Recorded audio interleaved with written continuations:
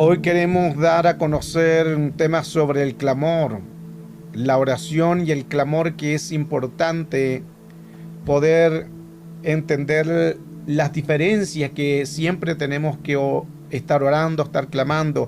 Eso es importante porque nos ayuda a entender cuán necesario es orar, clamar, interceder, orar y poder ver las necesidades, cual siempre lo estamos haciendo con la ayuda del Señor. La oración en clamor. Hemos visto varias áreas sobre los niveles de la oración y uno de estos es el clamor. Clamor es diferente a una oración. Cuando nosotros clamamos, hay situaciones el cual a veces no son la voluntad de Dios. Y eso se pueden cambiar con cosas que muchas veces el enemigo está haciendo o dañando, contaminando por algún evento negativo, hasta que pueda alguien a dar algún edicto conforme a la voluntad de Dios, de donde nosotros podemos unirnos para poder usar todo clamor para deshacer las obras del enemigo. Éxodo capítulo 2, verso 23 nos dice: y aconteció que pasado mucho tiempo murió el rey de Egipto, y los hijos de Israel gemían a causa de la servidumbre y clamaban a su clamor a causa de su servidumbre, y subió así a Dios. Y oyó Dios el gemido, y se acordó Dios de su pacto con Abraham e Isaac y Jacob. Tenemos dos cosas importantes acá, que es: y los hijos de Israel gemían. Uno es gemir. Gemir no es lo mismo que clamar. Y clamaron a causa de la servidumbre. La cosa importante que nosotros tenemos que hacer siempre es hacerlo con oración, creyendo, con clamor, creyendo, con gemir, con intercesión o con apelaciones, creyendo. Y aquí podemos ver claramente dos aspectos que son diferentes, que dice que los hijos de Israel gemían y los hijos de Israel clamaron. Gemir tiene que ver con algo de adentro, gemir con algo indecible, gemir con una expresión como de sufrimiento, pero en el buen sentido, que es un gemido. Así como el ciervo brama por las corrientes de las aguas, así clama por ti, oh alma mía. Qué importante entonces poder entender el clamor en una oración. Dice que son misterios, y esos misterios son demasiado profundos. Para ser pronunciado necesitamos entrar en los niveles de la oración con las palabras y las declaraciones, en el cual podemos nosotros entender la voluntad del Señor. Si el Espíritu Santo nos ayuda, vamos a entender, porque no entendemos los misterios. El Espíritu Santo es el que nos ayuda a los misterios, pero los misterios nosotros humanamente no lo podemos entender. Por eso que viene el Espíritu Santo, nos ayuda en nuestras debilidades para poder gemir, para poder interceder por nosotros con gemidos indecibles. El clamor tiene que ver con la palabra Saak. Saak es dar voces, es gritar, es lamentar, es llorar. Ese es un clamor. Es dar voces con fuerza. Por eso que usted se fija que a veces hay personas que cuando oran normal, después entran en otro nivel, que es el gemir, que gimen, después un clamor, elevan voces. Son diferentes situaciones en las cuales nosotros podemos entender la voluntad de Dios a través del clamor o la intercesión. Dice que es un llorar. Ahora no hablamos de un simple llorar, sino hablamos de algo intenso, de algo que está dentro. Es más que una emoción, es un sentido espiritual que se manifiesta. No es un grito normal, no es un clamor de alzar la voz normal, sino es la intimidad de la emoción espiritual que está abarcando el ser interior, y uno puede orar, clamar o gemir. En Éxodo 14, 10 Dice, cuando Faraón se hubo acercado, los hijos de Israel alzaron sus ojos. Y he aquí que los ejércitos venían. Cuando venían tras ellos, los hijos de Israel temieron en gran manera y clamaron a Jehová. Volvemos nuevamente a la expresión de clamar, que son muy diferentes, que son diferentes a lo que es un gemir o una oración o una intercesión o una apelación. Aquí estamos hablando entonces que el pueblo empezó a clamar, empezó a elevar su voz porque necesitaba la ayuda de Dios. Y 1 Corintios 14:15 nos aclara más el concepto del clamar o la oración también. ¿Qué pues? Oraré en el espíritu, pero también oraré en el entendimiento. Cantaré en el espíritu, pero también cantaré con el entendimiento.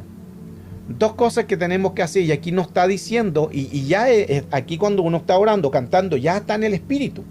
Ni siquiera dice oraré solamente normal, no, aquí ya entró en el espíritu. Que es diferente porque uno va a un lugar y entra en el espíritu, por el ambiente, por la atmósfera, por todo. Pero aquí ya adentró en el espíritu, pero aún así, mire que esto es importante, porque dice oraré en el espíritu, aquí ya está orando en el espíritu, pero no es suficiente, tiene que hacerse con entendimiento. Y el que canta, ya canta en el espíritu, pero no es suficiente, tiene que entrar también a hacerlo con el entendimiento. Mire qué profundo estas cosas que a veces no le colocamos mucha atención o lo dejamos pasar de largo, pero no es solamente orar. Y aún así, cuando se entra a orar en el espíritu, no es suficiente. Tenemos que llegar a orar con el entendimiento, porque esa oración, aunque sea en el espíritu, las emociones pueden entrar ahí. Entonces, al poder nosotros entender esta área, nos ayuda mucho en que lo que tenemos que hacer es hacerlo con entendimiento. Entendimiento es la revelación. Entendimiento es entender lo que estoy haciendo. Yo tengo que saber lo que estoy haciendo. Mucha gente cae en el misticismo de que ni siquiera sabe lo que están pidiendo. Ni siquiera saben lo que están haciendo. Es como cuando hacen danza, que la gente no sabe ni siquiera qué está haciendo. Ahí entramos en lo que muchas veces hemos enseñado del área emocional. Porque yo tengo que saber lo que estoy haciendo. Yo tengo que saber lo que estoy cantando. Tengo que saber lo que estoy orando. Es con el entendimiento. No tengo que emocionarme. Si yo me emociono, no va a haber entendimiento, porque el entendimiento te hace. ¿Qué es el entendimiento? Entender lo que estoy haciendo. Eso es entendimiento. Si yo no entiendo, no tengo entendimiento. Así si me estoy explicando bien o está enredado. Hay que hacerlo con entendimiento. Saber lo que estamos haciendo. Eso es entendimiento. Yo tengo que entender lo que estoy orando. Tengo que entender lo que estoy cantando. Y tengo que entender lo que estoy haciendo. Ejemplo, el que toca una guitarra, que es el talento, sabe que está tocando guitarra, tiene el entendimiento y sabe qué notas tiene que hacer, porque tiene entendimiento. En el espíritu es lo mismo. Es como las personas cuando oran, entran en el espíritu. Algunos hablan en lengua, pero tienen que saber que están haciéndolo con el entendimiento. Porque es muy profundo esto, espero que lo puedan entender, porque si no lo va a tomar una emoción. Esto pasa muchas veces cuando las personas están orando, están en el espíritu y alguien viene y le empieza a profetizar, pero la persona se emocionó tanto que no entendió que fue por la profecía. Entonces no estaba colocando atención, no estabas oyendo. ¿Qué fluctuó ahí? Tu emoción, te dejaste emocionar. ¿Se entiende? Si alguien te va a profetizar, tú quédate tranquilito escuchando. No necesitas hablar en lengua, no necesitamos hacerlo lo espiritual. Escucha. Escuchar, ¿qué es? Entendimiento. Y al entender, voy a tener entendimiento. Pero hay mucha gente que le empiezan a profetizar y empieza con movimiento y giro y la cosa y movimiento para allá y para acá, hablar en lengua, se caen al suelo y al final nunca escucharon la profecía. ¿Se fija cómo una emoción nos puede engañar? Sé que esto es muy profundo porque lamentablemente vivimos mucha emoción, demasiada emoción. Entonces tenemos que hacerlo en el espíritu, que ya estamos en el espíritu, pero también hacerlo con el entendimiento. Romanos 8:26. Y de igual manera el espíritu nos ayuda en nuestra debilidad, porque ¿qué hemos de pedir? Como conviene. No sabemos. Mire qué importante. Que aunque quizás si le preguntara, ¿usted sabe orar? Muchos dirían que sí, pero no lo es. Porque aún así, entrando en el espíritu, falta el entendimiento. Y muchas veces, como no está el entendimiento, tú oras por cosas quizás personales, que no es tan malo. Pero muchas veces lo humano entra en la oración. Y dice, el Espíritu mismo intercede por nosotros con gemido indecible. ¿Por qué es necesario que Dios o que el Espíritu Santo interceda en nuestra oración? Porque no sabemos orar. Nadie sabe orar. Porque orar no es en el entendimiento humano. ¿Cómo nosotros oramos? Nosotros nos recordamos de algo y oramos. Eso es entendimiento humano. Nos acordamos que alguien está enfermo, oramos, porque nos acordamos en nuestra mente humana que alguien está enfermo. Nos acordamos de la necesidad, oramos en nuestro entendimiento porque sabemos que esa persona necesita ayuda, pero no lo es suficiente. Tenemos que entrar en el espíritu y en el entendimiento. Por eso que gloria a Dios que Jesús dejó al Espíritu Santo, que Él intercede por nosotros con gemidos indecibles. Y mira lo que dice la versión Dios habla hoy. Voy a leer la parte con rojo para que podamos avanzar. Porque no sabemos orar como es debido. Wow. La anterior, la Valera, dice, el Espíritu nos ayuda en nuestra debilidad. Porque ¿qué hemos de pedir? Como conviene. Pero esta versión, Dios habla hoy, dice, porque no sabemos orar como es debido. La versión BLA dice, no sabemos cómo pedir, ni qué pedir. Mire qué profundo todo esto, porque muchas veces nosotros oramos y digo, pero yo sé orar, hago esto, intercedo, le echo un poquitito de lengua, y creemos que estamos haciéndolo bien, y a veces no es en el espíritu, es en un área emocional, almática, humana, de lo que tenemos conocimiento, de lo que tenemos razonamiento, pero orar en el espíritu es muy diferente. Sé que es un tema muy profundo, porque a veces nosotros creemos que lo estamos haciendo bien y a veces no lo es. Creemos que estamos en el espíritu porque hablamos unas par de lenguas y no lo es. Creemos que estamos en el espíritu porque profetizamos unas par de cosas y no lo es. Creemos que estamos en el espíritu porque estamos echando fuera demonios y no lo es. Esto es importante, escuche, que el don es para la edificación de la iglesia, no para ti mismo. El don es para edificar la iglesia, pero no para ti mismo. Ahora el don también, que importante, el don no va a salvar. El don edifica, pero el don no salva. Esto es importante también entenderlo. Porque hay gente que cree, porque está hablando en lengua, profetiza, ya es salvo. No lo es. ¿Qué dice la Escritura? Cuando se presentaban delante del trono del Señor. Señor, ¿y yo no hice milagro? El don. Señor, yo no hice señales, el don. Y yo no profeticé en tu nombre, es el don. Pero aún así Jesús ni siquiera le dio un gran discurso, sino que le dijo, no os conozco. Mire qué profundo eso. Que aún así teniendo un don, hablando lengua, profetizando, echando fuera demonios, haciendo cualquier don, aún así se perdió esa persona. ¿Por qué? Porque no tuvo una relación, no tuvo una intimidad con Dios. Por eso es que cuidado con todo esto, con las emociones, porque mucha gente sigue a gente por emoción. Mucha gente sigue a gente por el don. Estamos profundos hoy día, ¿eh? Pero es verdad. La gente corre delante de los artistas. Hoy ya los púlpitos ya se han cambiado por conciertos. ¡Wow! ¡Aleluya! Usted dirá, ¿para qué venir a ver esta clase? Pero es verdad. Ya hoy ya no son los púlpitos, sino se le llaman los conciertos. Wow. Y escuche esto, siguiendo hablando del don. Hubo un testimonio de una persona. Era un líder que Dios lo usaba tremendamente en lo que es el evangelismo, y evangelizaba, y Dios lo usaba tremendamente. Esa persona fue a dar con otro joven. Y uno de los jóvenes tenía problemas homosexuales. Escuche este testimonio que es profundo. Uno de los jóvenes, amigo del predicador, que también iba a la iglesia, pero todavía estaba luchando con el homosexualismo. Entonces los dos fueron a la iglesia.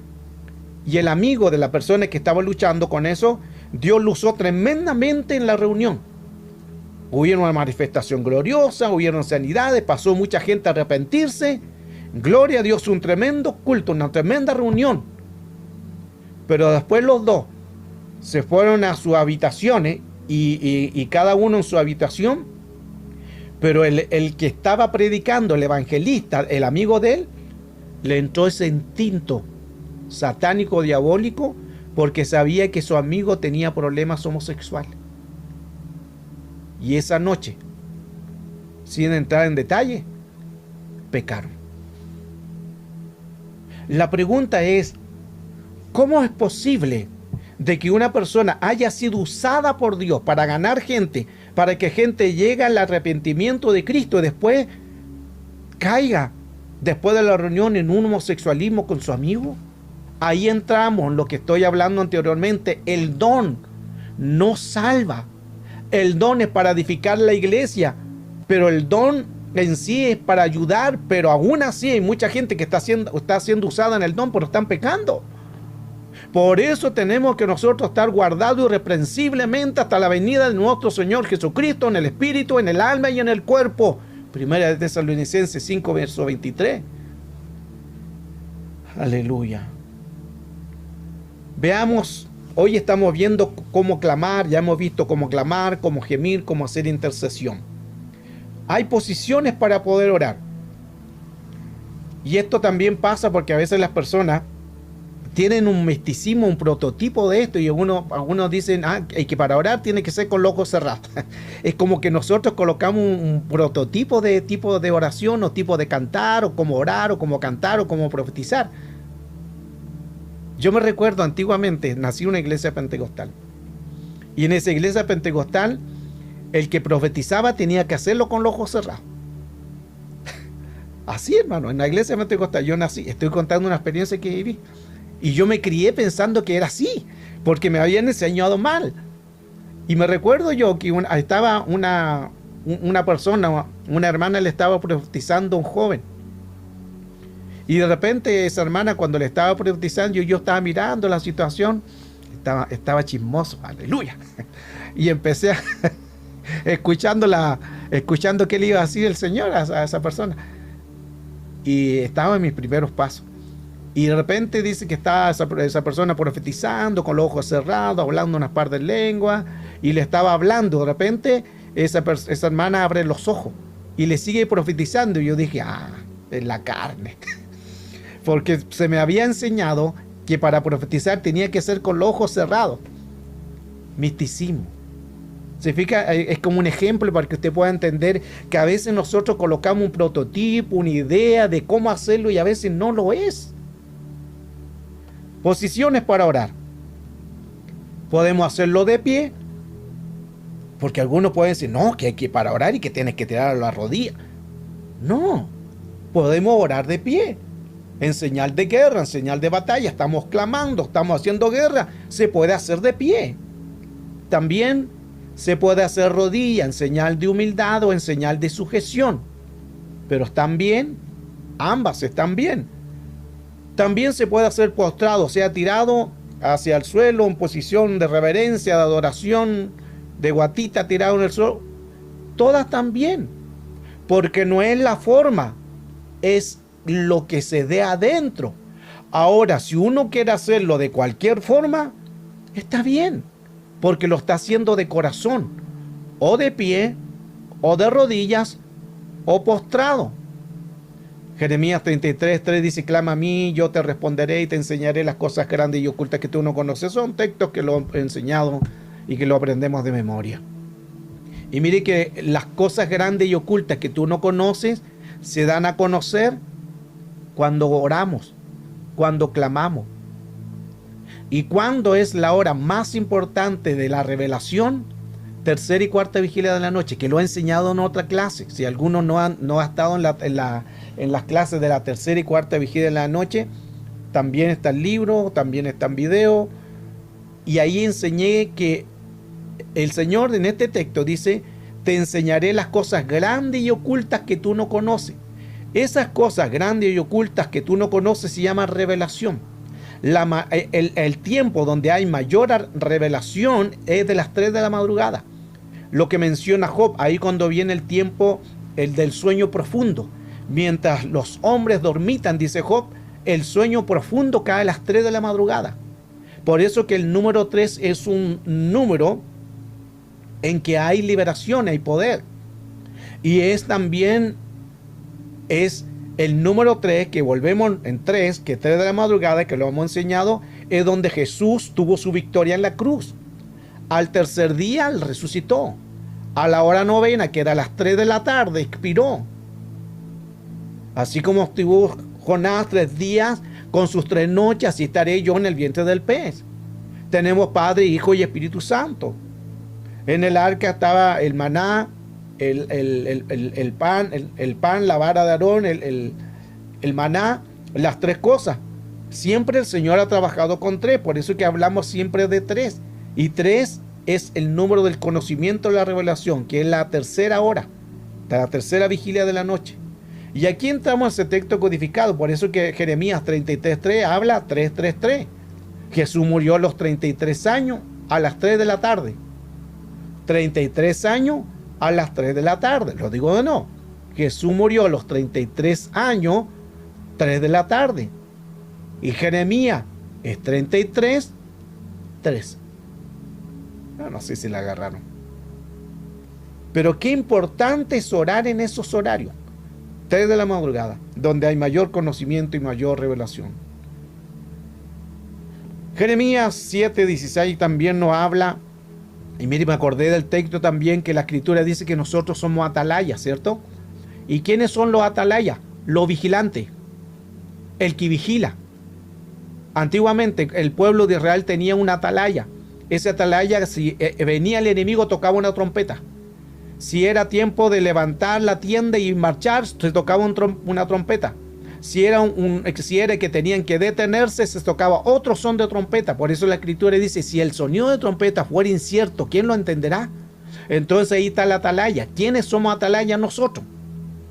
Pero los atalayas son los vigilantes. Y independientemente de lo que podamos nosotros hacer durante el día, somos atalayas, somos vigilantes. Tú eres una atalaya de tu casa, una atalaya de tus hijos, una atalaya del trabajo, una atalaya de tu comunión, una atalaya de tu don, una atalaya de tu talento, de lo que Dios, de tu fruto. Eres una atalaya de algo.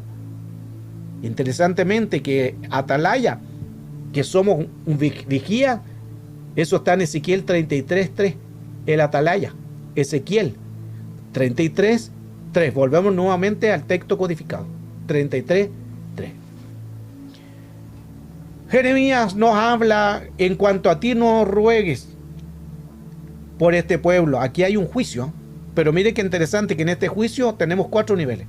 En cuanto a ti no ruegues, ruego por este pueblo, ni levantes clamor. 2, clamor.